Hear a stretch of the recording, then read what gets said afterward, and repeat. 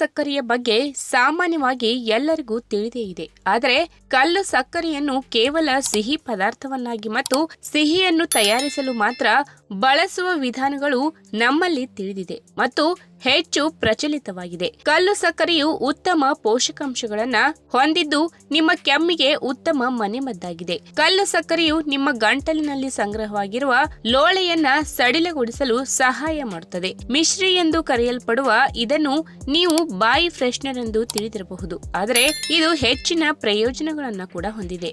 ಅತ್ಯುತ್ತಮ ಜೀರ್ಣಕ್ರಿಯೆ, ಹಿಮೋಗ್ಲೋಬಿನ್ ಮತ್ತು ಶಕ್ತಿವರ್ಧಕ ಮಾತ್ರವಲ್ಲದೆ ಇದು ಕೆಮ್ಮು ಮತ್ತು ಗಂಟಲಿನ ನೋವಿನಿಂದ ನಿಮ್ಮ ಸಮಸ್ಯೆಯನ್ನ ನಿವಾರಿಸುವುದರಲ್ಲಿ ಯಾವುದೇ ರೀತಿಯ ಸಂದೇಹವಿಲ್ಲ. ಇದನ್ನು ಮಿಶ್ರಿ, ಖಾದಿ ಶಕ್ಕರ್ ಮತ್ತು ರಾಕ್ ಕ್ಯಾಂಡಿ ಎಂದು ಕರೆಯಲಾಗುತ್ತದೆ. ಆಯುರ್ವೇದದಲ್ಲಿ ಇದರ ಪ್ರಯೋಜನಗಳು ಬಹಳ ಹಿಂದಿನಿಂದಲೂ ಹೆಸರುವಾಸಿಯಾಗಿದೆ. ಇದು ಹೊಂದಿರುವ ಕೆಲವು ಪೋಷಕಾಂಶಗಳು ಕೆಮ್ಮಿಗೆ ಪರಿಹಾರವನ್ನ ನೀಡುತ್ತದೆ. ಇದು ಕೆಮ್ಮಿನ ಸಮಯದಲ್ಲಿ ಉಂಟಾಗುವ ಲೋಳೆಯನ್ನ ಸಡಿಲಗೊಳಿಸಲು ಸಹಾಯ ಮಾಡುತ್ತದೆ. ಹೀಗಾಗಿ ಇದು ತ್ವರಿತವಾಗಿ ನಿಮಗೆ ಪರಿಹಾರವನ್ನ ನೀಡುತ್ತದೆ. ನೀವೇನಾದರೂ ಕೆಮ್ಮಿನ ಸಮಸ್ಯೆಯಿಂದ ಬಳಲುತ್ತಿದ್ದು ಇನ್ನೂ ಇದನ್ನ ಪ್ರಯತ್ನಿಸದಿದ್ದರೆ ಸ್ವತಃ ಪರಿಹಾರಕ್ಕಾಗಿ ಬಳಸುವುದು ಹೇಗೆ ಎನ್ನುವುದನ್ನ ಇವತ್ತಿನ ವಿಡಿಯೋ ಮುಖಾಂತರ ತಿಳಿದುಕೊಳ್ಳೋಣ. ಅದಕ್ಕಿಂತ ಮುಂಚೆ ನೀವಿನ್ನೂ ನನ್ನ ಚಾನೆಲ್ಗೆ ಸಬ್ಸ್ಕ್ರೈಬ್ ಆಗಿಲ್ಲ ಅಂದ್ರೆ ಪ್ಲೀಸ್ ಸಬ್ಸ್ಕ್ರೈಬ್ ಮಾಡ್ಕೊಳ್ಳಿ, ಹಾಗೆ ಪಕ್ಕದಲ್ಲಿರುವಂತಹ ಬೆಲ್ ಐಕಾನ್ ಕ್ಲಿಕ್ ಮಾಡಿ.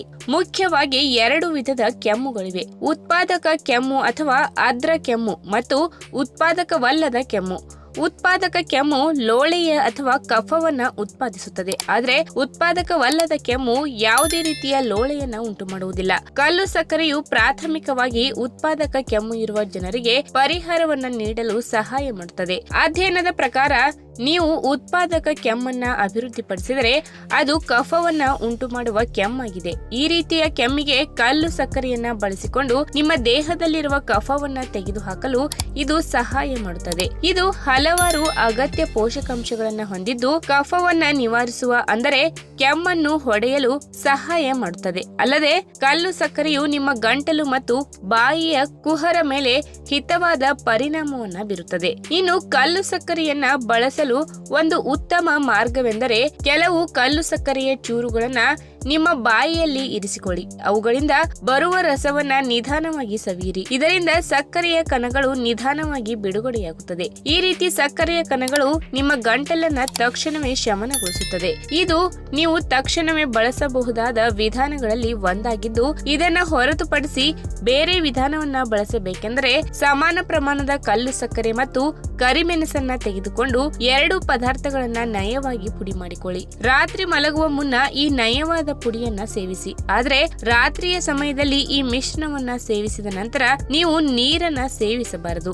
ಒಂದು ವೇಳೆ ನೀವು ನೀರನ್ನ ಸೇವಿಸಿದರೆ ಇದು ನಿಮ್ಮ ಕೆಮ್ಮಿನ ಪ್ರಮಾಣವನ್ನ ಹೆಚ್ಚು ಮಾಡುವ ಸಾಧ್ಯತೆ ಇದೆ. ಈ ವಿಧಾನವನ್ನ ಹೊರತುಪಡಿಸಿ ಇನ್ನೂ ಒಂದು ವಿಧಾನವೆಂದರೆ ಕಲ್ಲು ಸಕ್ಕರೆ ಮತ್ತು ಕರಿಮೆಣಸಿನ ಮಿಶ್ರಣವನ್ನ ಸೇರಿಸಿ ನೀವು ಚಹಾವನ್ನು ತಯಾರು ಮಾಡಿಕೊಂಡು ಸೇವಿಸಬಹುದು. ತ್ವರಿತ ಪರಿಹಾರಕ್ಕಾಗಿ ನೀವು ಚಹಾವನ್ನ ದಿನದಲ್ಲಿ 2 ಬಾರಿ ಸೇವಿಸಬಹುದು. ಕೆಲವೊಮ್ಮೆ ಯಾವುದೇ ರೀತಿಯ ಲಕ್ಷಣಗಳಿಲ್ಲದೆ ಕೆಮ್ಮು ಬರುವ ಸಾಧ್ಯತೆ ಇದೆ. ಅಂತಹ ಸಮಯದಲ್ಲಿ ನೀವು ಕಲ್ಲು ಸಕ್ಕರೆಯನ್ನ ಬಳಸುವ ಮೂಲಕ ನಿಮ್ಮ ಕೆಮ್ಮಿಗೆ ತ್ವರಿತ ಮತ್ತು ಶೀಘ್ರವಾಗಿ ಪರಿಹಾರವನ್ನ ಕಂಡುಕೊಳ್ಳಬಹುದು. ಕೆಮ್ಮಿಗೆ ಇದು ತಕ್ಷಣ ಪರಿಹಾರ ನೀಡುತ್ತದೆ. ಆದರೆ ದೀರ್ಘಕಾಲದ ಕೆಮ್ಮಿನ ಸಮಸ್ಯೆಯನ್ನ ಹೊಂದಿದ್ದರೆ ನೀವು 1 ಬಾರಿ ನಿಮ್ಮ ವೈದ್ಯರನ್ನ ಭೇಟಿ ಮಾಡಿ ಅವರಿಂದ ಸಲಹೆ ಪಡೆದುಕೊಳ್ಳುವುದು ಉತ್ತಮ. ಕೆಲವೊಮ್ಮೆ ಯಾವುದೇ ಕಾರಣವಿಲ್ಲದೆ ಕೆಮ್ಮಿನ ಸಮಸ್ಯೆ ನಿಮ್ಮನ್ನ ಬಾಧಿಸಬಹುದು.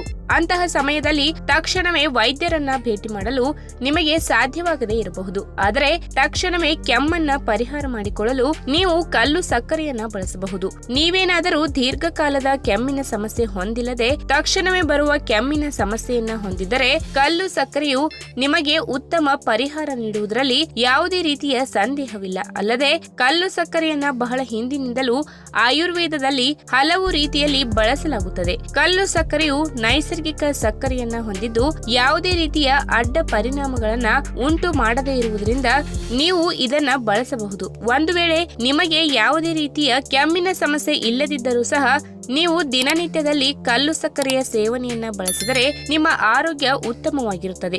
ದಿನನಿತ್ಯದಲ್ಲಿಯೂ ನೀವು ಇದನ್ನ ಬಳಸಿದರೆ ಉತ್ತಮ ಪೋಷಕಾಂಶಗಳು ನಿಮಗೆ ದೊರೆಯುತ್ತವೆ. ಆದರೆ ಇದು ತಕ್ಷಣವೇ ಬರುವಂತಹ ಕೆಮ್ಮಿಗೆ ಪರಿಹಾರ ನೀಡುತ್ತದೆಯೇ ಹೊರತು ನೀವು ದೀರ್ಘಕಾಲದಲ್ಲಿ ಈ ಸಮಸ್ಯೆಯನ್ನ ಎದುರಿಸುತ್ತಿದ್ದರೆ ನಿಮ್ಮ ವೈದ್ಯರನ್ನ ಭೇಟಿ ಮಾಡಿ ಅವರಿಂದ ಚಿಕಿತ್ಸೆ ಪಡೆಯುವುದು ಉತ್ತಮ. ಈ ವಿಡಿಯೋ ನಿಮಗೆ ಇಷ್ಟವಾದಲ್ಲಿ ತಪ್ಪದೇ ಲೈಕ್ ಮಾಡಿ, ಶೇರ್ ಮಾಡಿ, ಹಾಗೆ ನಿಮ್ಮ ಅನಿಸಿಕೆನ ಕಮೆಂಟ್ ಮೂಲಕ ತಿಳಿಸಿ.